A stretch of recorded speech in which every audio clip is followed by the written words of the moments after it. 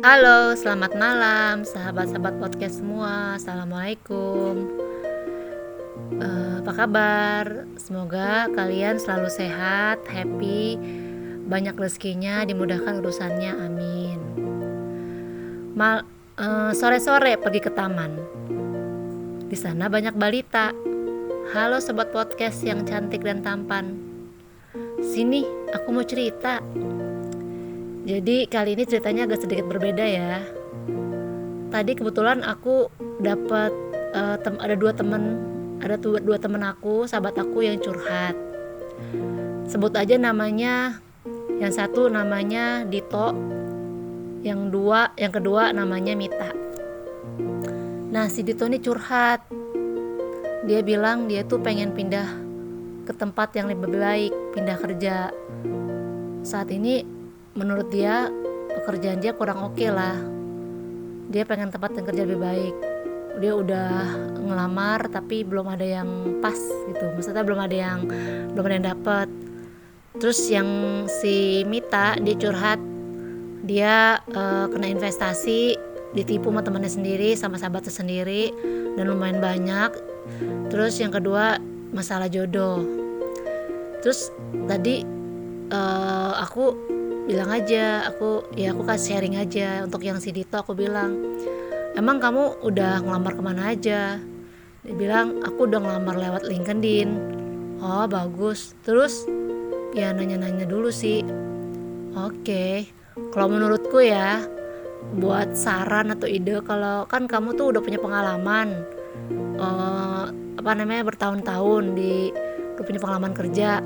Nah, namanya kita kerja kan kita punya namanya teman atau kakak kelas atau rekan kerja di tempat lain, karena kan kebetulan kerja kita kan di pelayanan publik kan. Nah, bisa ketemu teman lain. Nah, kenapa nggak coba cari tahu sama rekan atau misalnya sama teman-teman kita, kakak kelas kita, karena biasanya teman-teman kita atau kakak kelas kita yang udah bekerja di perusahaan lain tuh suka-suka dapat info, ada lowongan, atau kadang-kadang yang nggak tersebar, yang nggak ada di luar tuh bisa ada info, jadi kita bisa langsung kirim ke tempat yang membutuhkan biar tepat sasaran. Aku bilang gitu. Jadi saranku satu, selain kamu lamar lewat LinkedIn, kamu juga cari-cari info dari teman-teman kamu, kakak kelas kamu, atau rekan-rekan dari perusahaan kamu. Jadi kamu bisa dapat istilah channel lah ya, biar bisa lebih tepat sasaran. Karena kan kamu udah punya pengalaman. Sayang kalau pengalaman kamu tidak dipakai gitu kan. Terus yang kedua, bukan nasihatku sih, sharingku adalah, kamu kan masih punya ibu, minta doain sama ibumu. Tapi doanya minta yang spesifik, sesuai keinginan kamu. Misal, saya keinginan untuk kerja di PMAX dengan gaji 10 juta misalnya per bulan.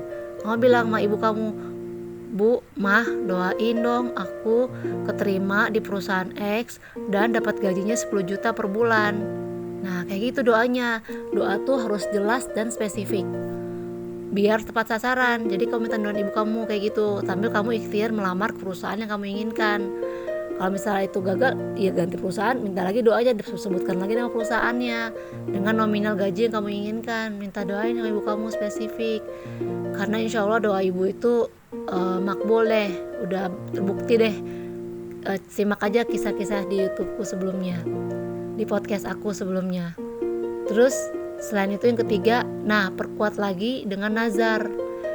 Kalau kita menginginkan sesuatu yang besar ataupun yang kecil, aku rasa nazar itu seperti menunjukkan kesungguhan kita gitu, bahwa ingin mencapai suatu hal, suatu keinginan yang sangat besar. Misal kamu nazar nih, saya nazar kalau misalnya saya keterima di perusahaan X dengan gaji sekian, bahwa saya akan membayari orang tua saya umroh, atau saya akan puasa sekian hari. Nah, nazar itu adalah utang, maka kamu dan kamu biasanya tuh bersungguh-sungguh tuh kan karena itu kan utang, berarti kamu bersungguh-sungguh ikhtiar juga.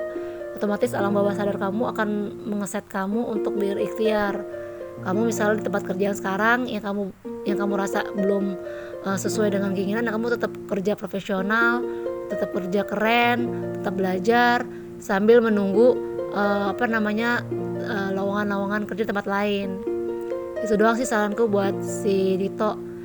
Nah untuk si Mita nih, si Mita ini dia kayaknya aku udah 2 kali dengar bahwa dia tertipu oleh temannya, baik investasi ataupun yang lainnya. Nah saranku ya si Mita bahwa untuk coba deh kamu jangan gampang percaya sama orang. Yang kamu pikir baik itu belum tentu baik, tapi lihatlah dengan matamu apakah dia benar-benar baik, tapi lihatlah dengan matamu. Jangan berpikir atau merasa dia baik, tapi lihatlah dengan matamu apakah dia benar-benar baik atau tidak. Terus kalau investasi itu sebelum kamu berinvestasi kamu harus cari tahu dulu segala sesuatunya, kemungkinan buruknya. Nah tapi kan sekarang udah terlanjur ya. Terus dia nanya gimana ya biar ikhlas.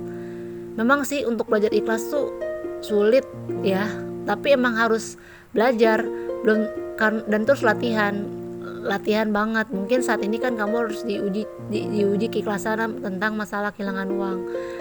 Ya kamu pikirin aja kalau di Islam itu ketika ada orang yang berhutang sama kamu dan dia belum membayar kamu, itu sama aja kamu bersedekah dengan sejumlah uang tersebut yang kamu utangin ke dia. Bayangin coba kalau misalnya kamu ngutangin dia 30 juta misalnya, berarti kamu setiap hari bersedekah 30 juta sama dia.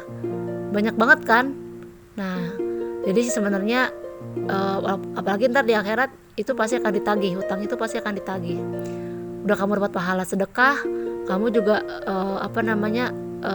di akhirat nanti dosa-dosa kamu bisa kebawa sama dia tuh kalau misalnya nggak bayar utang sampai akhir hari hayatnya.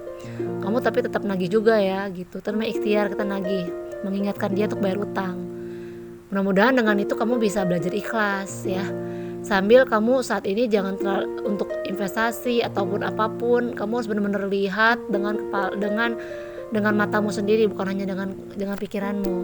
Nah untuk terkait masalah jodoh sebenarnya gampang aja sih. Bukannya aku rasa setiap individual tuh pasti ada waktunya tuh yang deketin, ada momennya. Nah kuncinya adalah ketika ada yang deketin kamu atau kamu sedang pendekatan sama siapapun, kuncinya adalah sebagai umat Islam ya istikharah. Kalau untuk umat lain ya berdoa sama Tuhan. Istikharah memilih, minta dipilihin sama Tuhan mana yang terbaik buat kehidupan kamu, buat rumah tangga kamu. Lakukan terus menerus dan rutin sampai kamu mendapatkan jodoh, atau sampai orang itu kalau bukan jodoh ya pergi dari kehidupanmu dan minta gantinya yang lain yang terbaik buat kamu. Itu dulu aja sih paling nasihatku buat si Dito sama si Mita. Nah semoga teman-teman yang atau sahabat-sahabat podcast yang punya masalah yang mirip-mirip bisa mengambil inspirasi atau manfaat dari cerita ini, dari ya sharing aku juga, karena aku juga pernah ngalamin itu semua gitu. Paling ya teman-teman sahabat podcast semua, semoga podcast kali ini membuat ini spesial ya untuk teman aku Dito dan Mita. Bukan nama sebenarnya sih, aku spesial buat kamu semua. Semoga Dito cepat dapat pekerjaan yang kamu inginkan. Mita semoga diganti rezekinya jangan jauh yang lebih baik dan diberikan jodoh yang terbaik dan soleh. Amin.